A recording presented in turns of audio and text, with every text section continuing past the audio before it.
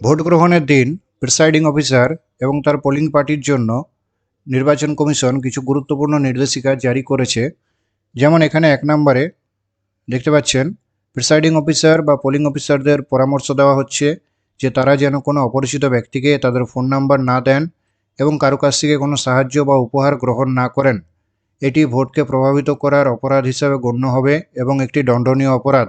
এছাড়াও যদি কোনো ব্যক্তি কোনো কিছুর প্রস্তাব দিয়ে বা হুমকি দিয়ে ফোন করে, তবে তা অবিলম্বে সেক্টর অফিসারকে জানাতে হবে। 3 নম্বর পয়েন্টে বলেছে, P-1 ডে অর্থাৎ ভোটের আগের দিন ডিসিআরসিতে পোলিং টিমকে প্রিসাইডিং অফিসার এবং পোলিং অফিসারদের ভূমিকা ও দায়িত্বগুলি পুনরায় ঝালিয়ে নেওয়ার জন্য নির্দিষ্ট হলে 20 থেকে 30 মিনিটের একটি সংক্ষিপ্ত ট্রেনিং হবে এবং এই ট্রেনিংয়ের শেষে তাদেরকে একটি লাস্ট মিনিট পয়েন্ট লিস্ট দেওয়া হবে এবং প্রিসাইডিং অফিসার একটি ঘোষণাপত্রে স্বাক্ষর করবেন যে তারা সমস্ত নির্দেশাবলী পালন করছেন। লাস্ট মিনিট ব্রিফিং অর্থাৎ শেষ মুহূর্তে যে একটি ট্রেনিং দেওয়া হবে ভোটের আগের দিন, সেখানে যে ঘোষণাপত্র স্বাক্ষর করতে হবে সে ঘোষণাপত্রের এটি একটি sample copy. Declaration by presiding officer, এখানে এখানে প্রিসাইডিং অফিসারের নাম লিখতে হবে। তারপরে এখানে officer for the polling station, এখানে পোলিং বুথের নম্বর এবং নাম লিখতে হবে। তারপরে এখানে বিধানসভার নম্বর এবং নাম লিখতে হবে। এরপরে where poll will be held on, এখানে ভোট গ্রহণের দিন উল্লেখ করতে হবে। Attended all the schedule training for the presiding officer and the last minute briefing today, অর্থাৎ এখানে ভোট গ্রহণের আগের দিন যেদিন ট্রেনিং দেওয়া হচ্ছে, সংক্ষিপ্ত ট্রেনিং দেওয়া হচ্ছে, সেই দিনটি উল্লেখ করতে হবে এবং এখানে সেই ট্রেনিং সেন্টার অর্থাৎ ডিসিআরসির নাম লিখতে হবে।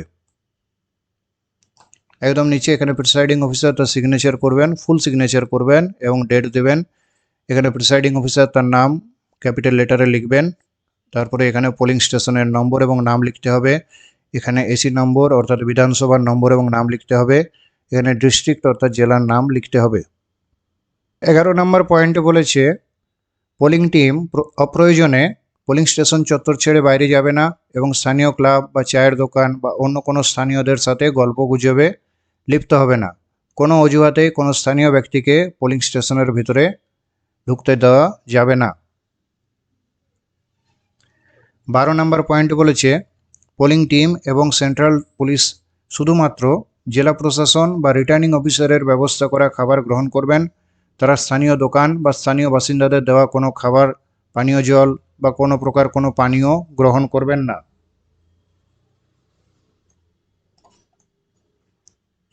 17 নম্বর পয়েন্টে বলেছে, কোনো পোলিং এজেন্টকে বুথের ভেতরে ঘুরে বেড়াতে বা ঘন ঘন বাইরে যাওয়া আসা করতে দেওয়া যাবে না। প্রয়োজনে সেন্ট্রাল পুলিশের সাহায্য নেওয়া যেতে পারে।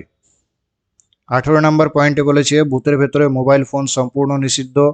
কোনো পোলিং এজেন্ট বা ভোটার পোলিং স্টেশনের ভেতরে মোবাইল ফোন নিয়ে আসতে পারবেন না। কেউ এটি অমান্য করলে সেন্ট্রাল পুলিশের সাহায্যে তাকে পোলিং স্টেশন থেকে বের করে দেওয়া হতে পারে। 19 নম্বর পয়েন্টে বলেছে, পোলিং এজেন্টরা বুথের ভেতরে জল ছাড়া অন্য কোনো খাবার বা পানীয় গ্রহণ করতে পারবেন না। নিয়ম লঙ্ঘনকারীকে সেন্ট্রাল পুলিশের সাহায্যে বুথ থেকে বের করে দেওয়া হতে পারে।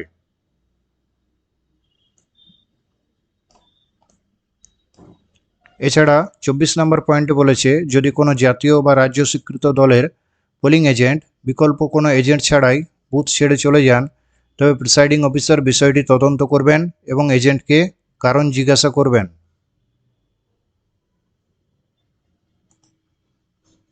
যদি দেখা যায় কোনো ভয়ভীতি বা জোর জবরদস্তির কারণে তিনি চলে যাচ্ছেন, তবে অবাধ ও শান্তিপূর্ণ ভোটের স্বার্থে প্রিসাইডিং অফিসার সিএপিএফকে হস্তক্ষেপ করতে বলবেন।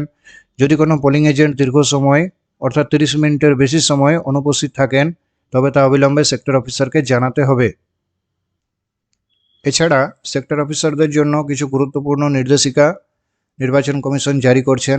যেমন এখানে 4 নম্বর পয়েন্টে দেখুন, বলছে পোলিং স্টেশনে পর্যাপ্ত খাবার, পানীয় জল এবং ব্যবহারযোগ্য টয়লেট বা বাথরুমের ব্যবস্থা সেক্টর অফিসারকে করতে হবে। এই ব্যবস্থাগুলি আগে থেকে ঠিক করে রাখতে হবে। যদি না থাকে তবে অবিলম্বে ব্যবস্থা নিতে হবে। পোলিং অফিসাররা যেন ব্যক্তিগত প্রয়োজনে স্থানীয় ব্যক্তি বা ক্লাবের উপর নির্ভর না করেন। এই ধরনের কোনো গাফিলতির জন্য সংশ্লিষ্ট সেক্টর অফিসার দায়ী থাকবেন। প্রত্যেক জেলা নির্বাচনিক আধিকারিককে ভেন্ডরের মাধ্যমে খাবারের ব্যবস্থা করতে বলা হয়েছে, যাতে কোনো অননুমোদিত সংস্থা আতিথেয়তা প্রদান করতে না পারে। অর্থাৎ পোলিং পার্টির জন্য খাবার এবং পানীয় জলের ব্যবস্থা সেক্টর অফিসারকে করতে হবে।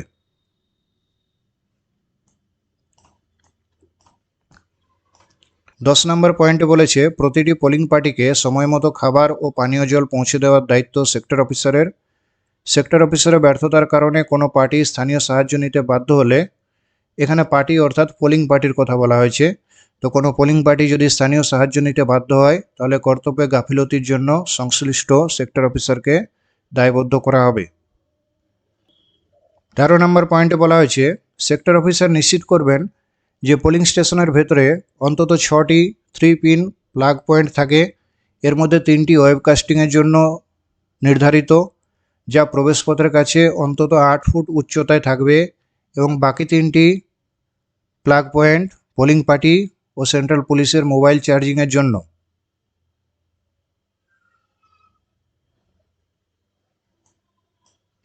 15 নম্বর পয়েন্টে বলা হয়েছে, ভোটের দিন কোনো সমস্যার খবর পাওয়ার 15 মিনিটের মধ্যে সেক্টর অফিসারকে বুথে পৌঁছাতে হবে। প্রিসাইডিং অফিসার এবং সেন্ট্রাল পুলিশের সাথে কথা বলে তথ্য সংগ্রহ করতে হবে এবং অবিলম্বে রিটার্নিং অফিসারকে জানাতে হবে। এক্ষেত্রে কোনো অবহেলা হলে শাস্তিমূলক ব্যবস্থা নেওয়া হতে পারে। কিন্তু এই নির্দেশিকাটি কতটা কার্যকর হবে সেটা ভোট গ্রহণের দিনেই বুঝতে পারা যাবে।